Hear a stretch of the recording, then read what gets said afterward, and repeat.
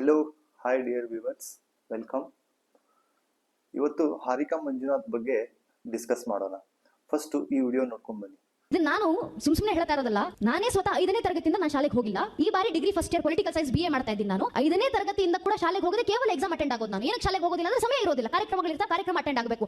ಶಾಲೆಗೆ ಹೋಗಲಿಲ್ಲ ಅಂದ್ರೂ ಕೂಡ ನನಗೆ 10th ನಲ್ಲಿ 97% ಬಂದಿತ್ತು. ಈಗ ಸೆಕೆಂಡ್ PU ನಲ್ಲಿ 95% ಬೋರ್ಡ್ಸ್ ನಲ್ಲಿ ಬಂದಿದೆ. ಇಷ್ಟೆಲ್ಲ ಏನಕ್ಕಾಗುತ್ತೆ ಅಂದ್ರೆ ಶಾಲೆಗೆ ಹೋಗದಿರ ಕೂಡ ಹೇಗೆ ಪರ್ಸೆಂಟೇಜ್ ತೆಗಿತಿ ಅನ್ನೋದು ಅನೇಕರ ಪ್ರಶ್ನೆ ಕೇಳ್ತಾರೆ ನನಗೆ. ನಾನು ಹೇಳೋದಿಷ್ಟೇ, ನಾನು ದಿನ ರಾಮಾಯಣದ ಅಭ್ಯಾಸ ಮಾಡ್ತೀನಿ, ಭಗವತ್ ಉಪದೇಶ ಅಭ್ಯಾಸ ಮಾಡ್ತೀನಿ, ಉಪನಿಷತ್ತುಗಳ ಅಭ್ಯಾಸ ಮಾಡ್ತೀನಿ.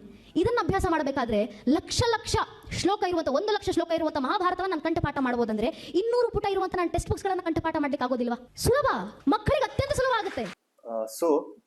ಈ ವಿಡಿಯೋ ಉದ್ದೇಶ ಹಾರಿಕಾ ಮಂಜುನಾಥ್ ರೋಸ್ಟ್ ಮಾಡೋದಾಗ್ಲಿ ಅಥವಾ ಅವಳ ಕಾಲಿ ಎಳೆಯೋದಾಗ್ಲಿ ಅಥವಾ ತಮಾಷೆ ಮಾಡೋದಾಗ್ಲಿ ಅಲ್ಲ. ಇದು ಬೇರೆ ತರಹದ ಟಾಪಿಕ್ ಆಗಿರುತ್ತೆ. ಈ ವಿಡಿಯೋನ ಪೂರ್ತಿಯಾಗಿ ನೋಡಿ. ಭಗವಾನ್ ಬುದ್ಧ ಜ್ಞಾನಕ್ಕೆ ಕುಂತಿರ್ಬೇಕಾದ್ರೆ ಒಬ್ಬ ವ್ಯಕ್ತಿ ಬರ್ತಾನೆ.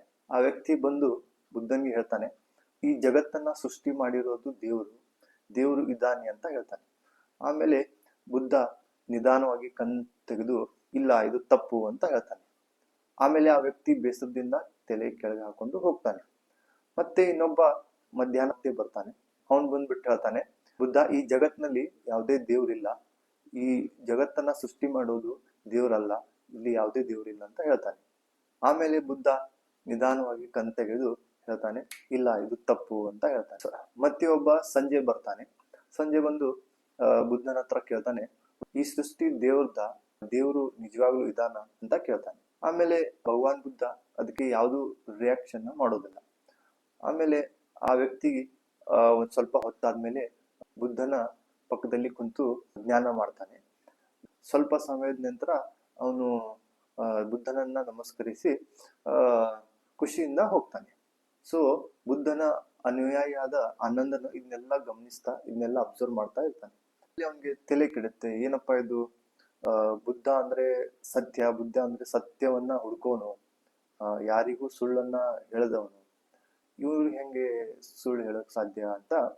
ಆಮೇಲೆ ಬುದ್ಧನ ಹತ್ರ ಹೋಗಿ ಕೇಳ್ತಾನೆ, ಬುದ್ಧ ಮುಂಜಾನೆ ಒಬ್ಬ ಬಂದ, ದೇವ್ರು ಇದ್ದಾನೆ ಅಂತ ಹೇಳ್ದ, ನೀವು ಅವನ್ಗೆ ಇಲ್ಲ ಅಂತ ಹೇಳಿ ಕಳಿಸಿದ್ರಿ. ಮತ್ತೆ ಮಧ್ಯಾಹ್ನ ಒಬ್ಬ ಬಂದ, ಅವನು ದೇವ್ರು ಇಲ್ಲ ಅಂತ ಅಂದ, ನೀವು ಇದ್ದಾನೆ ಅಂತ ಹೇಳಿ ಕಳಿಸಿದ್ರಿ. ಮತ್ತೆ ಸಂಜೆ ಒಬ್ಬ ಬಂದ, ಅವನು ಏನೂ ಮಾತಾಡ್ಲಿಲ್ಲ, ಸುಮ್ನೆ ಕೇಳಿ ಹಂಗೆ ಹೋದ. ಸೊ ಏನಿದು ನನಗೆ ಅರ್ಥ ಆಗ್ಲಿಲ್ಲ ಅಂತ ಕೇಳ್ತಾನೆ. ಆಮೇಲೆ ಬುದ್ಧ ನಗ್ತಾ ಹೇಳ್ತಾನೆ, ಮೊದಲನೇ ವ್ಯಕ್ತಿ ಬಂದಾಗ ಅವನು ಮೊದಲೇ ನಿರ್ಧಾರ ಮಾಡಿಕೊಂಡು ದೇವ್ರು ಇದಾನೆ ಅನ್ನುವಂತ ಭಾವದಿಂದ ಯಾರೋ ಕೇಳಿದ್ದನ್ನ, ಯಾರೋ ಹೇಳಿದ್ದನ್ನ ಅಥವಾ ಯಾವುದೋ ಒಂದು ಸಣ್ಣ ಅನುಭವದಿಂದ ಅವನು ಅದನ್ನ ಖಚಿತ ಅಂತ ಅನ್ಕೊಂಡು ಬಂದು ನನ್ನ ಹತ್ರ ಹೇಳ್ದ. ಸೊ ಅವನು ಯಾವತ್ತೂ ದೇವರನ್ನ ಹುಡುಕೋ ಪ್ರಯತ್ನನೂ ಮಾಡ್ಲಿಲ್ಲ, ಪ್ರಶ್ನೆ ಮಾಡುವಂತ ಪ್ರಯತ್ನನೂ ಮಾಡ್ಲಿಲ್ಲ. ಹಾಗೆ ಇನ್ನೊಬ್ಬ ವ್ಯಕ್ತಿ ದೇವ್ರು ಇಲ್ಲ ಅಂತ ನಂಬಿ ಅಥವಾ ನಿರ್ಧಾರ ಮಾಡಿಕೊಂಡೇನೆ ಬಂದಿದ್ದ. ಸೊ ಅವನು ಹುಡುಕಿರ್ಲಿಲ್ಲ, ಅವನು ಯಾರೋ ಹೇಳಿದ್ರು ಅಥವಾ ಯಾರೋ ಕೇಳಿದ್ದು ಅಥವಾ ಅವನು ಅನುಭವಕ್ಕೆ ಬರಲ್ದೇ ಇರೋದನ್ನ ಅವನು ಹೇಳ್ತಾ ಇದ್ದ. ಸೊ 3ನೇ ವ್ಯಕ್ತಿ ಬಂದಾಗ ಆತ ಹೇಳಿಲ್ಲ, ಆತ ಪ್ರಶ್ನೆ ಮಾಡ್ದ. ಆತನ ಪ್ರಶ್ನೆ ತಾರ್ಕಿಕವಾಗಿತ್ತು. ಸೊ ಅವನು ದೇವರ ಹುಡುಕಾಟದಲ್ಲಿದ್ದ. ಅವನು ಜ್ಞಾನ ಮಾಡಿದ ಮೇಲೆ ಅವನಿಗೆ ಗೊತ್ತಾಯ್ತು, ದೇವರನ್ನು ನಂಬುವುದಲ್ಲ, ದೇವರನ್ನ ಹುಡುಕೋದು. ಅಕಸ್ಮಾತ್ ದೇವರು ಅನುಭವಕ್ಕೆ ಬಂದ್ರೆ ಅಥವಾ ಸಿಕ್ಕರೆ ನಂಬೋಣ, ಇಲ್ಲ ಅಂದ್ರೆ ಇಲ್ಲ ಅಂತ ಅವನು ಖುಷಿಯಿಂದ ಹೊರಟು ಹೋದ. ಈ ಕಥೆಯಿಂದ ನಿಮ್ಗೆ ಏನ್ ಅರ್ಥ ಆಯ್ತು ಕಮೆಂಟ್ ಅಲ್ಲಿ ಹಾಕಿ. ಸೊ ಯಾರು ತರ್ಕಬದ್ಧವಾಗಿ ವಿಚಾರ ಮಾಡೋದನ್ನ, ವಿಮರ್ಶೆ ಮಾಡೋದನ್ನ ಮತ್ತು ಪ್ರಶ್ನೆ ಕೇಳೋದನ್ನ ಮತ್ತು ಅನುಭವಿಸೋದನ್ನ, ಕ್ರಿಟಿಕಲ್ ಆಗಿ ಥಿಂಕ್ ಮಾಡೋದು, ಲಾಜಿಕಲ್ ಆಗಿ ಥಿಂಕ್ ಮಾಡೋದು, ಪ್ರಶ್ನೆಯನ್ನ ಕೇಳೋದು, ಎಲ್ಲವನ್ನು ಪ್ರಶ್ನಿಸಿ ಉತ್ತರವನ್ನ ತಿಳ್ಕೊಳ್ಳುವಂತ ನ್ಯಾಚುರಲ್ ಕ್ಯೂರಿಯಾಸಿಟಿ ಏನಿದೆ ಅದು ನಿಮ್ಮ ಪೇರೆಂಟ್ಸು ನಿಮ್ಮ ತಲೆಯಿಂದ ತೆಗೆದು ಹಾಕಿದ್ರು, ನೀವು ನಿಮ್ಮ ಮಕ್ಕಳಿಂದ ತಲೆಯಿಂದ ತೆಗೆದು ಹಾಕ್ತೀರಾ. ಮಗು ಹುಟ್ಟಿದಾಗ ಬೈ ನ್ಯಾಚುರಲಿ ಅವ್ರಿಗೆ ಕ್ಯೂರಿಯಸ್ ಆಗಿರ್ತಾರೆ, ಇದೇನು, ಇದು ಯಾಕೆ, ಇದು ಹೆಂಗೆ, ಇದು ಯಾಕೆ ಇಲ್ಲಿ ಬಂತು, ಈ ತರ ಎಲ್ಲ ಕ್ವಶನ್ ಮಾಡ್ತಾರೆ. ಬಟ್ ಅಬ್ಸರ್ವ್ ಮಾಡಿ, ಯಾರಾದ್ರೂ ಸ್ವಲ್ಪ out of the box question ಮಾಡಿದ್ರೆ ಅಥವಾ ಆ ಮಗುನು ಗೊತ್ತಿಲ್ಲದೆ ತಿಳ್ಕೊಳ್ಳೋಕ್ಕೋಸ್ಕರ ಕ್ವಶನ್ ಮಾಡಿದ್ರೆ ನಾವೇನ್ ಮಾಡ್ತೀವಿ, ಹೆದರ್ಸ್ಬಿಡ್ತೀವಿ, ಅದನ್ನೆಲ್ಲ ಕೇಳಬಾರ್ದು, ನಿಮಗೂ ನಿಮ್ಮ ತಂದೆ ತಾಯಿ ಇರ್ಬೋದು, ನೀವು ನಿಮ್ಮ ಮಕ್ಕಳಿಗೆ ಅಲ್ಲೇ ಹೇಳ್ತೀರಾ ಮೇ ಬಿ, ಅದೆಲ್ಲ ಕೇಳಬಾರ್ದು, ನಮ್ಮ ಮುತ್ತಜ್ಜ ಮಾಡ್ತಿದ್ದ, ನಮ್ಮ ಅಜ್ಜಾನು ಮಾಡ್ತಿದ್ದ, ನಮ್ಮ ಅಪ್ಪನೂ ಮಾಡ್ತಿದ್ದ, ನಾನು ಮಾಡ್ತೀನಿ, ನೀನು ಮಾಡು. ಇದು ದೇವರು, ಕೈ ಮುಗಿ. ಇದು ಪ್ರಸಾದ, ಇದನ್ನ ತಿನ್ನು. ಇದು ಪವಿತ್ರ, ಇದು ಅಪವಿತ್ರ. ಇದು ಹಲಾಲು, ಇದು ಹರಾಮು. ನಾವು ಹಿಂಗೆ ಇರ್ಬೇಕು, ಅವ್ರು ಹಿಂಗೆ ಇರ್ಬೇಕು. ನಾವು ದೊಡ್ಡವರು, ಅವ್ರು ಸಣ್ಣವರು. ನಮ್ದು ಇದು ಧರ್ಮ, ನಮ್ದು ಇದು ಜಾತಿ. ಈ ಎಲ್ಲ ಕಟ್ಟುಪಾಡುಗಳನ್ನ ಹಾಕೊಂಡೇ ಜೀವನ ಮಾಡ್ತಾ ಹೋಗ್ತಾರೆ. ನಿಮ್ಮ ಮಕ್ಕಳಿಗೂ ಇದೇ ಕಟ್ಟುಪಾಡುಗಳಿಂದಾನೇ ಜೀವನ ಮಾಡಿ ಅಂತ ಹೇಳಿಕೊಟ್ಟು ಹೋಗ್ತೀರಾ. ಈಗ ಈ ಹಾರಿಕಾ ಮಂಜುನಾಥ್ ಏನಿದ್ದಾರೆ, ಆಕ್ಚುಲಿ ಐ ಮೆಟ್ ಹರ್. ಸ್ವಲ್ಪ ಸಮಯ ಅವಳ ಹತ್ರ ಕಳೆದಿದ್ದೀನಿ. She is actually brilliant.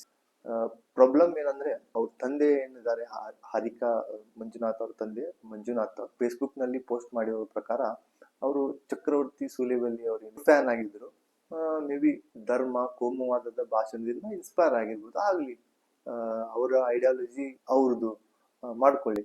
But problem ಏನಂದ್ರೆ ಆ ಐಡಿಯಾಲಜಿನ ನಾನು ನನ್ನ ಮಗಳಿಗೂ ಹೇರ್ತೀನಿ, ನನ್ನ ಮಗಳು ಅವನ ತರಾನೇ ಆಗ್ಬೇಕು ಅಂತ ಈ ಮತೀಯ ಭಾಷಣ ಮಾಡಿ ಈ ಸಮಾಜದಲ್ಲಿ ಶಾಂತಿಯನ್ನ ಕೆಡಿಸುವಂತ, ಧರ್ಮದ ಭಾಷಣ ಮಾಡಿ ಜನರ ಭಾವನೆಯನ್ನ ಕೆರಳಿಸುವಂತ ಕೆಲಸ ಮಾಡುವಂತ ಕೆಲವೊಂದಿಷ್ಟು ಧರ್ಮಕ್ಕೆ ಠೇಕೆದಾರ್ ಅಂತಾರಲ್ಲ ಇವ್ರು, ಅವ್ರನ್ನ ಇವರು ಇನ್ಸ್ಪೈರ್ ಆಗಿ ಇಟ್ಕೊಂಡು ನೀನು ಹಂಗೆ ಆಗ್ಬೇಕು ಅಂತ ಹೇಳಿನೇ ಬೆಳೆಸಿದ್ದಾರೆ. ಆಟ ಆಡೋ ವಯಸ್ಸಲ್ಲಿ ಅವಳಿಗೆ ಇದೆಲ್ಲ ತಲೆಯಲ್ಲಿ ತುಂಬಿದ್ದು ಅವರ ತಂದೆ ಅಂತ ಅನ್ಕೊಳ್ತೀವಿ. ಸೊ ಇನ್ನು ಚಕ್ರವರ್ತಿ ಸೂಲಿಬೆಲೆ ಬಗ್ಗೆ ಮಾತಾಡ್ಬೇಕಾದ್ರೆ ಅವನು ಒಂದು ಪಕ್ಷದ ಪರವಾಗಿ, ಒಂದು ಧರ್ಮದ ಪರವಾಗಿ ಭಾಷಣವನ್ನ ಮಾಡುವಂತ ಒಬ್ಬ ಬಾಡಿಗೆ ಭಾಷಣಕಾರ. ಇನ್ನು ಅವರು ಸುಳ್ಳು, ಅವರ ವ್ಯಕ್ತಿಯ ಪೂಜೆಯನ್ನ, ಪಕ್ಷದ ಪೂಜೆಯನ್ನ, ಸುಳ್ಳನ್ನ ನಾವು ನೋಡಿದ್ರೆ ಅವಾಗಿರುವಂತ ಕ್ರೆಡಿಬಿಲಿಟಿ, ಅವಾಗಿರುವಂತ ಪಾಪ್ಯುಲಾರಿಟಿ ಇವಾಗ ಅವ್ರಿಗೆ ಇಲ್ಲ ಅಂತ ಅನ್ಕೊಂತೀನಿ. ಫಾರ್ ಎಕ್ಸಾಂಪಲ್ ಈ ವಿಡಿಯೋ ನಂತರ ಬರೀ ಆಯಿಲ್ ಸರ್ಪ್ಲಸ್, ಬರೀ ಪವರ್ ಸರ್ಪ್ಲಸ್ ಅಷ್ಟೇ ಅಲ್ಲ, ಈ ದೇಶ ಡಾಲರ್ ಸರ್ಪ್ಲಸ್ ಆಗುತ್ತೆ. ಡಾಲರ್ ಎಷ್ಟು ಉಳಿದುಬಿಡುತ್ತೆ ಭಾರತದಲ್ಲಿ ಅಂತಂದ್ರೆ, ಭಾರತ ಅಮೆರಿಕಾಗೆ ಡಾಲರ್ ಅಮೆರಿಕ ಭಾರತ ಡಾಲರ್ ಕೊಂಡುಕೊಳ್ಬೇಕಾದ ಸ್ಥಿತಿ ಬಂದ್ರೆ ಬಹುಶಃ ಡೌನ್ ದ ಲೈನ್ ಇದೇ ರೀತಿ ವೇಗದಲ್ಲಿ ಮುಂದುವರೆದ್ರೆ after 10 or 15 years ₹1 equal to $15 or $20 ಆದ್ರೆ ನೀವು ಆಶ್ಚರ್ಯ ಪಡಬೇಕಾಗಿಲ್ಲ. ಅವಾಗ ಒಬ್ಬ ಭಾರತದ ಹಳ್ಳಿ ರೈತ ಹೇಳ್ತಾನೆ, ಈ ಬಾರಿ ನನ್ನ ಮಗನ ಪಿಕ್ನಿಕ್ ಕರ್ಕೊಂಡು ಅಮೆರಿಕ ಹೋಗ್ತಾ ಇದ್ದೀನಿ. ಸೊ ಇದು 2014 ಮುಂಚೆ ಮಾಡಿರುವಂತ ಭಾಷಣ. ಅಂದ್ರೆ 10 ವರ್ಷದಲ್ಲಿ ಡಾಲರು ರೂಪಾಯಿ ಎರಡೂ ಒಂದೇ ಸಮ ಆಗ್ಬಿಡುತ್ತೆ. ಇವಾಗ ನಿಮ್ಗೆ ಗೊತ್ತಿರ್ಬೋದು, ಇವಾಗ ಹೋಗಿ ಇಂಟರ್ನೆಟ್ ಅಲ್ಲಿ ಚೆಕ್ ಮಾಡಿ ಇವತ್ತು ರೂಪಾಯಿ ಬೆಲೆ ಎಲ್ಲಿದೆ ಅಂತ ನಿಮ್ಗೆ ಗೊತ್ತಾಗುತ್ತೆ. ಚೀನಾದ ಅಧ್ಯಕ್ಷರಿಗೆ ಹೇಳಿದ್ರಂತೆ, ಒಂದ್ ಪ್ರಾಬ್ಲಮ್ ಇದೆ ನಿಮ್ ಜೊತೆ, ನಮ್ಗೆ ನೀವು ಯಾವಾಗ್ಲೂ ಭಾರತದ ಮ್ಯಾಪ್ ಬಿಡಿಸಬೇಕಾದಾಗ ಅರುಣಾಚಲ ತೆಗೆದು ತೋರಿಸ್ತಿರಲ್ಲ ಅಂದ್ರಂತೆ. ಅದಕ್ಕೆ ಚೀನಾ, ಇನ್ ಸ್ವಲ್ಪ ದಿನ ಮೋದಿ ಭಾಯ್ ಎಲ್ಲ ಸರಿ ಹೋಗುತ್ತೆ ಅಂದ್ರಂತೆ. ಅಂದ್ರೆ ಇನ್ ಸ್ವಲ್ಪ ದಿನದಲ್ಲಿ ನೀವು ಪ್ರಧಾನಮಂತ್ರಿ ಆಗ್ತೀರಿ, ಆಮೇಲೆ ನಮ್ಗೆ ಇವೆಲ್ಲ ಆಟ ಆಡ್ಲಿಕ್ಕೆ ಇಲ್ಲ ಅಂತ ಅವ್ರಿಗೂ ಗೊತ್ತು. 10 years later. ಚೀನಾ ಹೊಸ ಮ್ಯಾಪ್ ನಲ್ಲಿ ಅರುಣಾಚಲ ಪ್ರದೇಶವೇ ಕಬ್ಜಾ ಆಗೋಗಿದೆ.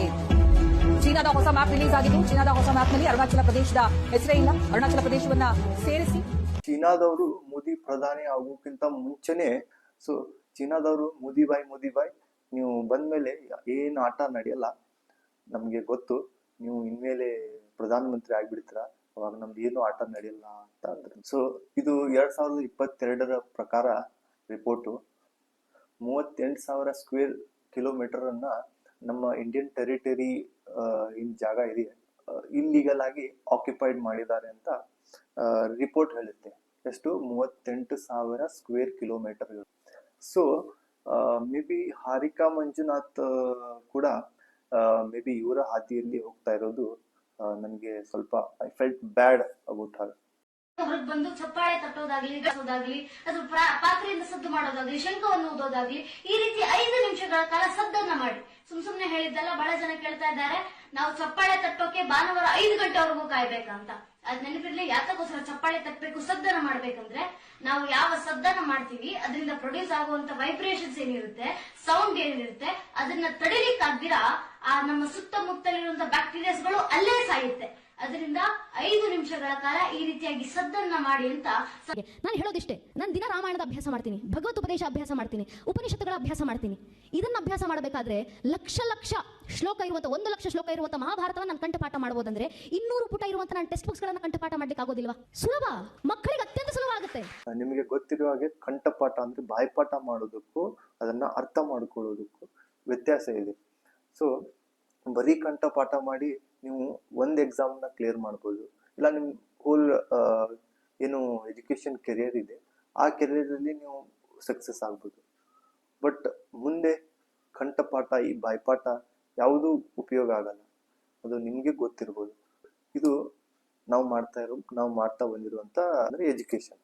ಸೊ ಇದೇ ಎಜುಕೇಷನ್ನೇ ಪ್ರಾಬ್ಲಮೆಟಿಕ್ ಆಗಿರೋದು. ಒಂದು ಕಡೆ ಚೀನಾದವರು ಡೀಪ್ ಸೀಕ್ ಅಂತ AI ಮಾಡೆಲ್ ಅನ್ನ ಬಿಟ್ಟಿದ್ದಾರೆ, ಇದು ಫ್ರೀ ಆಗಿ. ಅಂದರೆ ಇಡೀ ಅಮೇರಿಕಾ ಮತ್ತು ಅವರ ಟೆಕ್ನಾಲಜಿ ಒಂದು ಕಡೆ ಆದರೆ ಈ ಚೈನಾದವ್ರ ಟೆಕ್ನಾಲಜಿ ಒಂದು ಕಡೆ. ಇವರು $100 ಬಿಲಿಯನ್ ಖರ್ಚು ಮಾಡಿದ್ರೆ ಇವರು ಬರೀ $6 ಬಿಲಿಯನ್ ಖರ್ಚು ಮಾಡಿ. ಸೊ ನಾವು ಯಾಕೆ ಮಾಡೋಕ್ಕಾಗ್ತಿಲ್ಲ ಅಂದರೆ ಇದೇ ರೀಸನ್. ಸೊ ಮೊನ್ನೆ ನೋಡಿರ್ಬೋದು, ಒಬ್ಬ ಸಣ್ಣ ಹುಡುಗ ವೈರಲ್ ಆಗಿದ್ದ, ಅದು ನೀವೆಲ್ಲ ನೋಡಿರ್ಬೋದು, ಅಭಿನವ್ ಅರೋರಾ ಅಂತ. ಸೊ ಅವನು ಹಂಗೆ ಅವರ ತಂದೆನೇ ಅವನಿಗೆ ಹೇಳಿಕೊಟ್ಟು ಇನ್ಸ್ಟಾಗ್ರಾಮು, ಫೇಸ್ಬುಕ್ಕು ಮತ್ತು ಯೂಟ್ಯೂಬ್ನಲ್ಲಿ ಅವನು ವಿಡಿಯೋ ಮಾಡೋದು. ಅವನು ಹೆವಿ ಡ್ರಾಮಾ ಮಾಡ್ತಾನೆ, ಅಳೋದು, ಈ ಥರ ಬಾಬಾಗಳು, ಡೋಂಗಿ ಬಾಬಾಗಳು. ಮೊನ್ನೆ ಒಬ್ಬ ಹೇಳ್ತಾನೆ, ಬಾಬಾ ಕುಂಭಮೇಳದಲ್ಲಿ ಎಲ್ಲ ಸತ್ತವರು, ಕಾಲು ತುಳಿತದಲ್ಲಿ ಸತ್ತವರೆಲ್ಲರೂ ಮೋಕ್ಷ ಸಿಗುತ್ತಂತೆ. ಮೋಕ್ಷ ಅಷ್ಟು ಈಸಿಯಾಗಿ ಸಿಗೋದಾದ್ರೆ ಇವನೇ ಹೋಗಿ ಸಾಯ್ಬೋದಲ್ಲ ಅಲ್ಲಿ. ಸೊ ಹಂಗೆ ಈ ಫೇಕ್ ಬಾಬಾಗಳು, ಮೂಢನಂಬಿಕೆಗಳು, ಮೌಢ್ಯಗಳು, ಇವುಗಳಿಂದಾನೇ ನಮ್ಮ ದೇಶ ಮುಂದೆ ಹೋಗ್ತಾ ಇದೆ. ಅದು ಮೊದಲನೇ reason. Out of the box ಯಾರು ಥಿಂಕು ಮಾಡ್ತಿಲ್ಲ. ನೆಕ್ಸ್ಟ್ ಜನ್ರೇಷನ್ಗೆ ನಾವು ಏನು ಹೇಳ್ಕೊಡ್ಬೇಕು, ಅವ್ರು ಏನು ಫೋಕಸ್ ಮಾಡಬೇಕು ಅನ್ನೋದು ಗೊತ್ತಿಲ್ಲ. ಸೊ ದಿನೇ ದಿನೇ ಈ ಧರ್ಮಾಂಧಿಗಳು, ಈ ಬಾಡಿಗೆ ಭಾಷಣಕಾರರು ಜಾಸ್ತಿನೇ ಆಗ್ತಾ ಇದ್ದಾರೆ. ಅವ್ರು ಎಷ್ಟೇ ಸುಳ್ಳು ಹೇಳಿದ್ರು, ಅವ್ರು ಎಷ್ಟೇ ಸಿಕ್ಕಾಕೊಂಡ್ರು, ಅವ್ರಿಗೆ ಮತ್ತೆ ನೀವು ಹೋಗಿ ಮೈಕ್ ಹಿಡಿತೀರ ಸರ್, ಮತ್ತೆ ಮೈಕ್ ಹಿಡಿದು ಮತ್ತೆ ಅವ್ರ ಭಾಷಣನೇ ಕೇಳ್ತೀರಾ. ಈಗ ರೀಸೆಂಟ್ ಆಗಿ ಹಾರಿಕಾ ಮಂಜುನಾಥ್ ಒಂದು ಫೋಟೋವನ್ನ ಶೇರ್ ಮಾಡ್ಕೊಂಡಿದ್ರು ಫೇಸ್ಬುಕ್ನಲ್ಲಿ. ಗ್ರಾಜ್ಯುಯೇಷನ್ ಪದವಿಗಳ ಸರ್ಟಿಫಿಕೇಟ್ ಅನ್ನ ವಿವಿಗಳಿಂದ ಪಡೆದಿದ್ದೀನಿ, ವಿವಿಧ ದೇಶಗಳಿಂದ ಪಡೆದಿದ್ದೀನಿ ಅಂತ ಒಂದು ಪೋಸ್ಟ್ ಹಾಕಿದ್ರು. ಸಜಗ್ ಅನ್ನುವಂತ ಒಂದು ಫ್ಯಾಕ್ಟ್ ಚೆಕಿಂಗ್ ಕಂಪನಿ ಅವರು ಇವೆಲ್ಲ ಫೇಕ್ ಅಂತ ಸಜಗ್ ಫ್ಯಾಕ್ಟ್ ಚೆಕಿಂಗ್ ಕಂಪನಿ ಅವರು ಅವರ ಫೇಸ್ಬುಕ್ ಪೋಸ್ಟ್ ನಲ್ಲಿ ಹಾಕೊಂಡಿದ್ರು. ನೀವು ನೋಡ್ಬೋದು, ಅವಳು ಕೈಯಲ್ಲಿ ಏನ್ ಹಿಡಿದಿಲ್ಲ ಆ ಒಂದು ಸರ್ಟಿಫಿಕೇಟ್ ಅನ್ನು ಬಿಟ್ಟು ಬೇರೆ ಎಲ್ಲ ಸರ್ಟಿಫಿಕೇಟ್ ಒಂದೇ ಪ್ಯಾಟರ್ನ್ ಅಲ್ಲಿ ಇದೆ. ಸೊ ಬೇರೆ ಬೇರೆ ದೇಶದ ಬೇರೆ ಬೇರೆ ಯೂನಿವರ್ಸಿಟಿಗಳಲ್ಲಿ ಕೊಡುವಂತ ಒಂದು ಸರ್ಟಿಫಿಕೇಟು ಸೇಮ್ ಪ್ಯಾಟರ್ನ್ ಇರೋಕೆ ಹೆಂಗ್ ಸಾಧ್ಯ? ಸೊ ಈಗ ನೀವೇ ವಿಚಾರ ಮಾಡಿ, ಇದರಲ್ಲಿ ಯಾರ್ದು ತಪ್ಪು? ರಾಂಗ್ ಇನ್ಫ್ಲೂಯೆನ್ಸ್ ಮಾಡಿರುವಂತ ಚಕ್ರವರ್ತಿ ಸೂಲಿಬೆಲೆ ಅವ್ರ ತಪ್ಪ, ಇಲ್ಲ ರಾಂಗ್ ಪೇರೆಂಟಿಂಗ್ ಮಾಡಿರುವಂತ ಅವರ ತಂದೆ ಮಂಜುನಾಥ್ ಅವ್ರ ತಪ್ಪ? ಸೊ ಮೊದಲನೇ ಕತೆ ಹೇಳಿದಾಗೆ ನಿಮ್ಮ ಮಕ್ಕಳಲ್ಲಿ ಒಂದು ನ್ಯಾಚುರಲ್ ಕ್ಯೂರಿಯಾಸಿಟಿ ಏನಿರುತ್ತೆ, ಪ್ರಶ್ನೆ ಕೇಳುವಂತ ಒಂದು ಗುಣ ಏನಿರುತ್ತೆ, ಅದನ್ನ ಕೊಲ್ಲೋಕ್ ಹೋಗ್ಬೇಡಿ. ಅದನ್ನ ಜೀವಂತವಾಗಿಟ್ಟು ಅವರು ಮುಂದೆ ಈ ಪ್ರಶ್ನೆಗಳ ಹುಡುಕಾಟದಲ್ಲಿ ಏನೋ ಒಂದು ಹುಡುಕ್ತಾರೆ, ಏನೋ ಒಂದು ಸಾಧಿಸ್ತಾರೆ ಅಂತ ನನಗೆ ಭರವಸೆ ಇದೆ. ಸೊ ಈ ವಿಡಿಯೋ ನಿಮಗೆ ಇಷ್ಟ ಆಗಿದ್ರೆ ಲೈಕ್ ಮಾಡಿ, ಶೇರ್ ಮಾಡಿ, ಕಮೆಂಟ್ ಮಾಡಿ.